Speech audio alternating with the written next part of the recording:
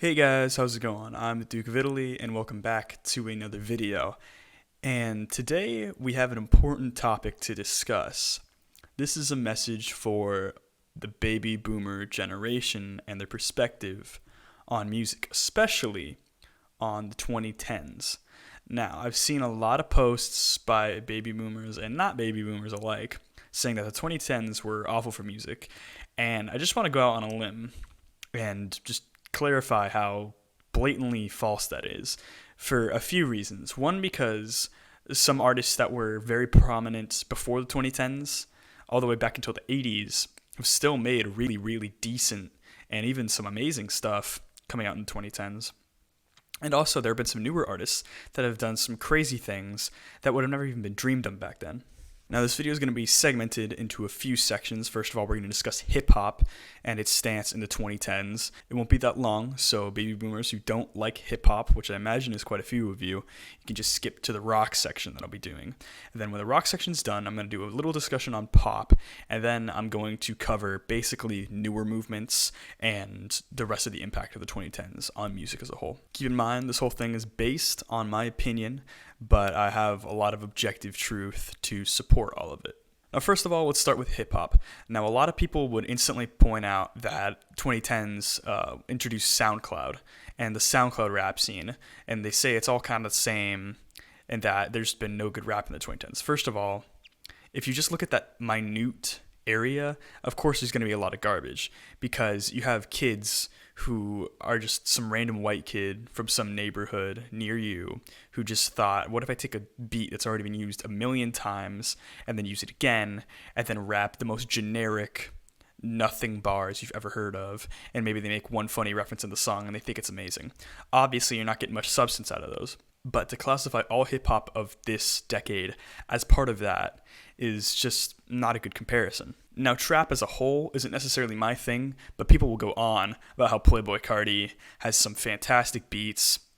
You got the whole Drain Gang kind of movement right now, which has been heavily criticized, but also some people tend to love it. You also got guys like YG who exploded this decade with a similar trap sound, and it's fairly popular, and it's not all garbage. Like, there's a lot of decent work out there for trap, but there's other hip hop from this decade that tended to be pretty fantastic.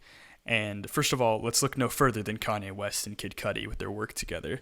Obviously, you got the Kids See Ghost project, which critics just adored, and for good reason. That album is really, really amazing. I think Fourth Dimension is one of my favorite hip-hop songs ever, but that really doesn't discount their solo work either. I think Kid Cudi, Man on the Moon 2, which was at the beginning of this decade, was also a fantastic release. Also, Kanye West had projects like Life of Pablo that just went really crazy. And to mention Kid Cudi and Kanye West collabing again, I have to mention Ghost Town off of Kanye's album Ye. That is probably one of my top 5 songs from last decade, probably one of my top 10 songs of all time, in my opinion, which obviously there's a lot of songs out there, but that song just sticks exactly right with you. I think that Ghost Town, it dives into a lot of topics that aren't covered too well by other songs nowadays. Obviously, Logic is one of the rappers that sort of dove into mental health issues. I know X dove into it a little bit, but this song kind of captures a really good view of it. It also has a lot about self-esteem, and that's something that we kind of have to emphasize today. So if you actually think that all rap is about, shooting guns and money and women, then listen to some Kanye West, because he tends to dive in about his own vices and how he acknowledges that they're vices. Also, you got some other great rappers from this decade. Another good example is under Kanye's banner, Pusha T. His album Daytona went really hard. It was short, but it was pretty fantastic. I think the beats were pretty great, and his bars are fantastic.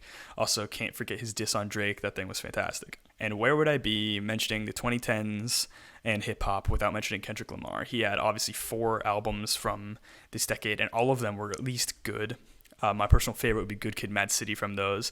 I can't mention a conversation about hip-hop and not mention the song Mad City. That song goes so hard. That beat switch is incredible, and the whole concept behind so many songs on this album sort of posing as a generic rap song that's about money, women, drugs, and shooting, when in reality it actually shows about how these are terrible things happening to Kendrick's community, and his perspective on the whole thing is incredible. Like, I don't know how anyone could just not acknowledge how great his music is. Another artist I liked a lot from last decade that was a hip hop artist, Denzel Curry. Denzel Curry had two albums that I loved and I still listen to sometimes.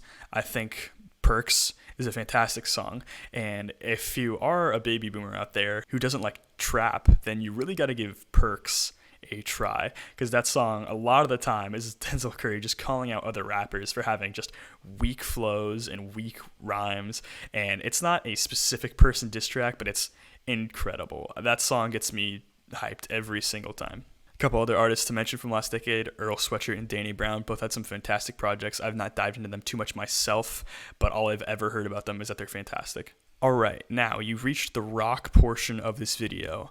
Now, as someone who's more of a rock fan than hip-hop, this is where I really dove into, and I found so much good stuff that I just can't help but love what's coming out. Now, first of all, I gotta mention some older groups that released more albums this decade, and they just went amazingly. You got Sleep with their album The Sciences. Sleep has a fantastic discography so far. I think Holy Mountain and Dope Smoker are landmark stoner metal albums and doom metal albums and even rock albums.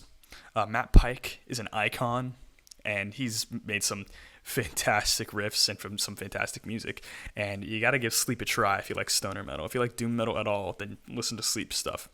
Anyways, The Sciences is fantastic.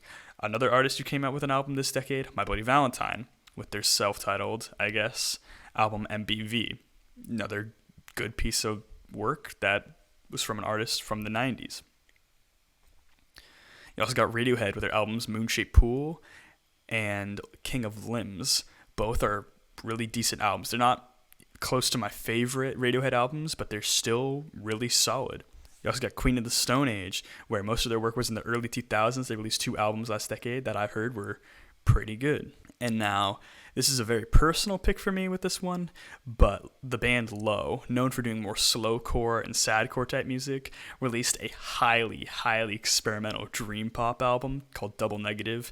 A lot of people don't like it nearly as much as I do, but I will go to the moon in the back about how much I love this song. It's so textured and dense, and just the mask of lo-fi over it is just incredible, and you guys got to give it a shot if you like anything experimental. It'll resonate with you very well. Another group that started before this decade and did a massive comeback, actually from the 80s, we have Swans. Now, they had a lot of albums that came out in the 2010s, but I got to advocate for the Seer. That opening track, Lunacy, just floors me every single time. Speaking of post-noise rock, you got Daughters. And I know I'm kind of sounding like a broken record of Anthony Fantano at this point, but Daughters released 2 albums last decade that I loved a lot. Not sure which of them I like more, but I've lately been listening to their self-titled from 2010 a lot. I think The Hit is such a good and hype song. I listen to that whenever pretty much I ever work out. I think it's just an incredible workout song. Like, you either get like ambient black metal or The Hit by Daughters, and nothing will get you in the zone faster. You also got Black Midi with their album Schlagenheim. Now, Black Midi doesn't have a super detailed discography so far, but their album Schlagenheim is just enough to point out how just impactful they are on the music scene already, with their experimental rock qualities combined with noise rock, a little bit of post rock, in my opinion a bit of a funk post-punk influence, because I definitely got some Talking Heads here and there. Black Midi did a fantastic song. Their song BM BM BM is super funky, and all their stuff is hard-hitting. It's really an experience unlike any other. Turning this album on for the first time, I was a little intrigued just the whole way through, which is how slightly different everything was from things I've heard in the past. So Black Midi did a great job last decade. Now, this part is for boomers specifically. If you don't like any of these experimental rock groups that are into shoegaze or stoner metal because you're too much of a normie person or just have plebeian tastes, well then fine. I've got something a little more generic that you can sink your teeth into. Ghost and King Gizzard and Lizard Wizard, 2 semi-generic yet pretty big rock bands from last decade, which honestly I don't think you can argue rock is dead while these 2 are around. Now, Ghost released 4 albums, and you can't tell me that you won't like what they release if you listen to Prequel and Meliora. I think these are both 2 pretty amazing albums. I think Series off of Meliora is easily one of the best sort of doom metal songs of last decade. Just the pacing on it is fantastic. The layers that riff is just awesome. And I can't forget Prequel with their songs like Rats, like Dance Macabre, and it had a much more pop-oriented sound combined with doom metal. It was so bizarre, but it was so cool. You guys gotta give them a shot. So, Baby Boomers, try out Ghost, especially those two albums. You might not like their first two as much. Honestly, those are the two weaker ones in my opinion, but I thought Meliora and Prequel were fantastic. Definitely give them a listen if you haven't tried them yet. Next, we got King Gizzard and the Lizard Wizard. Now, I can just throw darts with my eyes closed on this one and pick an album because they have so many, and a bunch of them I haven't even listened to yet, but they just have a constant flow of albums that are good. They just released a track, Honey, as a single. They used microtonal guitars on it, and it had a sound sort of akin to their Paper Mache Dream Balloon stuff, but it's a great song. So definitely tune into that. But in terms of their actual albums, they've got plenty, and plenty of good ones. If you want something a little more calm, get Paper Mache Dream Balloon. That one's fantastic. I thought Trapdoor and Bone were great with just their interesting hooks and their sort of like off-kilter tempos. You got the album Murder of the Universe with its sort of heavier side, with the triple concept album about the Altered Beast, about the Lord of Lightning and the Balrog, and Han Taiyumi, the Confused Cyborg. Really interesting stuff. That's probably Mew's favorite King Gizzard album. Fantano gave it a 7 out of 10.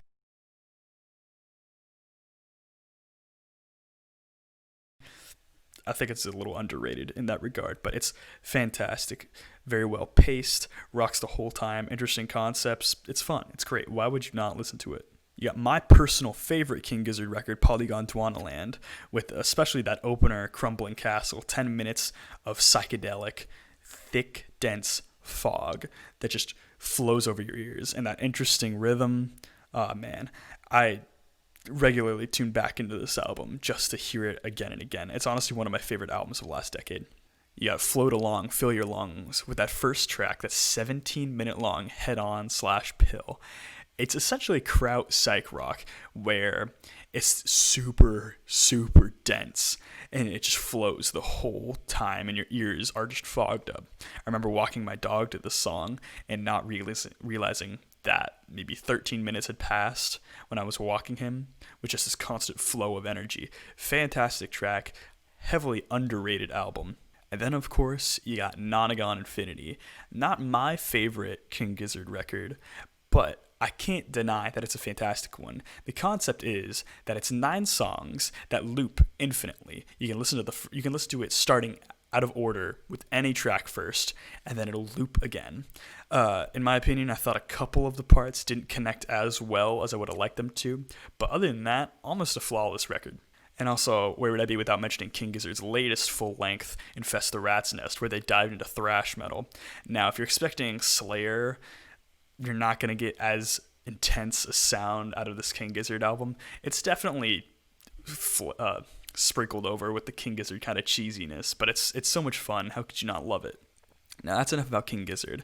Now, since I mentioned thrash metal, there is one album from last decade that I liked a lot. No, it's not a Metallica, just late Metallica generation, sort of like, oh, we're still kicking, let me release another boomer-flavored thrash album. No, this is Beyond the Walls of Desolation by High Command. Now, listening to this one time, I kind of put it off at first, but upon re-listen, I was working out to this, and it was intense. A half hour passed by like that. Ton of energy, just really awesome vocals, just those riffs were crushing, and just pretty epic overall.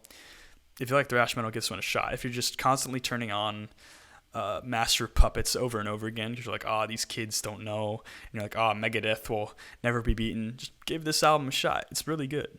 That leads me to the pop scene, funnily enough. Now, I wasn't super educated on 2010's pop, because it's not really my area of expertise, but a few good records came out, especially Carly Rae Jepsen had her Emotion release. Everyone raves about that one, so if you like pop, give that one a listen to. It's got some 80s vibes here and there, but it's not like that super 80s soaked pop that has been kind of rife throughout the 2010s. I gotta mention Poppy and KKB for their interesting sort of like kid-friendly sound of pop, which was dashed with different styles of glitch here and there, a bit of shoegaze, kind of like sort of like thick dream pop sounds. You got some interesting stuff from KKB and Poppy too. If you're into that kind of thing, go ahead. If you like Lady Gaga's stuff, then you might like these two because they both have the kind of similar quirks, especially Poppy. Also, not entirely pop, but MGMT's album Little Dark Age that came out last decade was also fantastic. It's catchy the whole time. It's a fun listen. There's not that much I can say about it yet because I've only listened to it once or twice, but it's good. Now that leads me to some new movements that came out of the 2010s that you guys might not be as familiar with. First of all, with the release of Gangnam Style, Psy ushered in the K-pop invasion into America. Now, K-pop isn't my thing, just like pop really isn't my thing as much, but I cannot deny the influence on Western culture K-pop has. Obviously, Grimes, famous pop star, and Elon Musk's wife did a little collab with band Luna, if you call them a band, I guess. And there's also groups like Twice, Brown Eyed Girls, and especially BTS that have invaded into the West, and they have a pretty strong foothold here. So if you like pop, totally give some of them a listen. You might like what you hear. Because honestly, it's not all terrible. Another movement that was pretty strong in the 2010s was Neo-Prog. Now, I'm one who kind of puts off Marillion. I don't like Marillion that much, but some Neo-Prog that came in the 2010s was actually pretty good. You got Wobbler with their very nostalgic prog sound coming from their album From Silence to Somewhere, very reminiscent of Genesis and Yes. You've also got IQ with their long, monstrous album Resistance, another good release. Now you got Swedish neo-prog group Bloomeljud with their album Moon Safari. Now, this album is just a monster in length. It's like over an hour and a half long, with the second to last song being 35 minutes long. And just out of convenience's sake, I've only listened to it once. But what came out of it was very interesting, because I'm one who tends to put down neo-prog, especially groups kind of like Starcastle, maybe like Marillion, where their just sound is just way too soft and doesn't bite nearly enough. And I'd say Bloomeljud, they tend to suffer from some of the same issues, but for some reason, I can't make it that I dislike them. I think they're just solid. There was also the 2010s hyperpop movement with Dorian Electra and especially 100 gecs. Now, I love 1000 gecs. This is one of my favorite albums of last year. It's fantastic.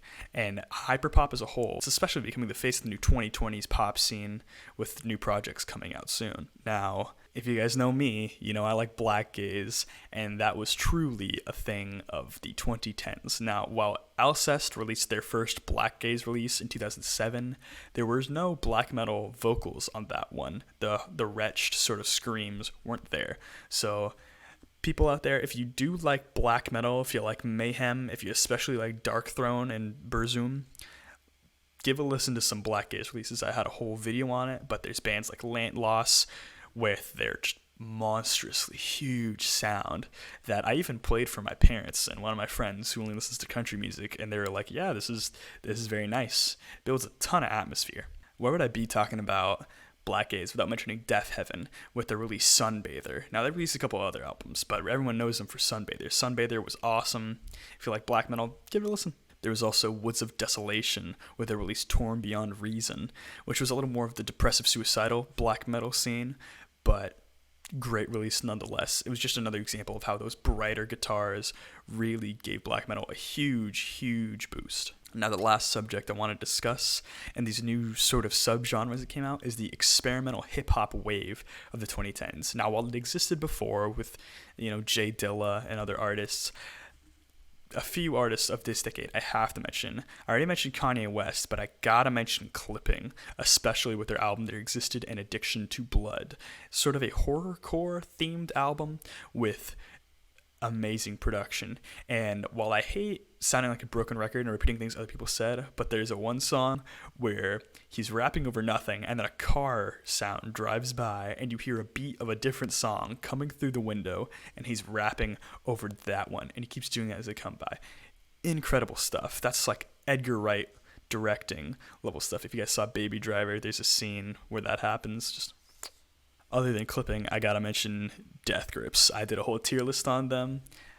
I love Death Grips.